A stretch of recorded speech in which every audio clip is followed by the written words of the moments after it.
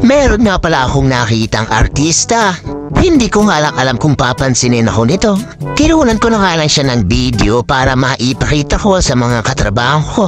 Tama na nga muna sa artista dahil hindi naman yan ang topic. Ang topic talaga ay kung paano ako maglinis ng aking sariling produkto. Nakakahiya naman kasi sa aking produkto, ginagabok na. Sayang naman kasi ang ibinabayad sa akin kung hindi ko lilinisan. Wala na nga akong ginagawa sa store kundi magpalakad-lakad, kaya naman na yon, ito ang aking pagkakabisihan. Siya nga pala mga pare ko, bago ko makalimutan, huwag niyong kalimutang mag-follow sa aking Facebook. Siyempre mga pare ko, huwag niyo rin kakalimutan ang aking YouTube channel na makikita niyo ang link description sa baba ng video. Nagkaroon nga ng programa dito sa may parking lot. May tinatawag nga mga pare ko na programang pa-feeding. Siyempre mga pare ko, meron akong katrabahong bida-bida, nagtimbang. Ayun mga pare ko, kulang pala sa timbang. May pagka-abnormal din pala ang batang to.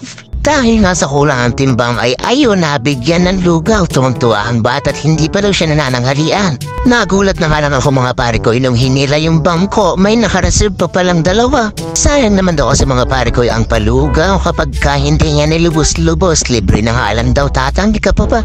Dahil libre nga daw ang lugaw ay titikman daw muna niya at baka masama ang lasa kaya libre. O diba mga pare ko, saan ka pa? Libre ka na nga, nanlait pa. Talaga nga namang malinamnam ang lasa, mukha yatang makakaulit pa. Kahit nga magpabalik-balik ako ay okay lang mga pare ko dahil tapos na ang programa at kami na lang tatlo ang nandito, walang ibang makakaalam. Man, sarap talaga ng lugaw.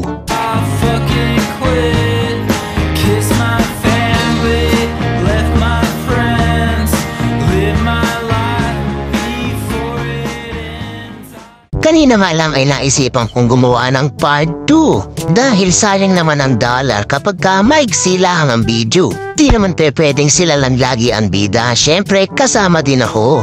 Ako kaya ang content creator.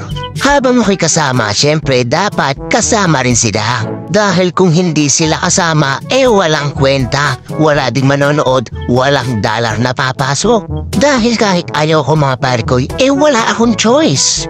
Oo nga pala mga pare ko, muntik ko nang makalimutan. Meron nga pala tayong bagong salta. Dahil bago ka lang naman ay saka na kita pagtutuunan ng pansin. Hanggang dito na nga lang muna mga pare ko dahil humahaba na ang ating kalokohan.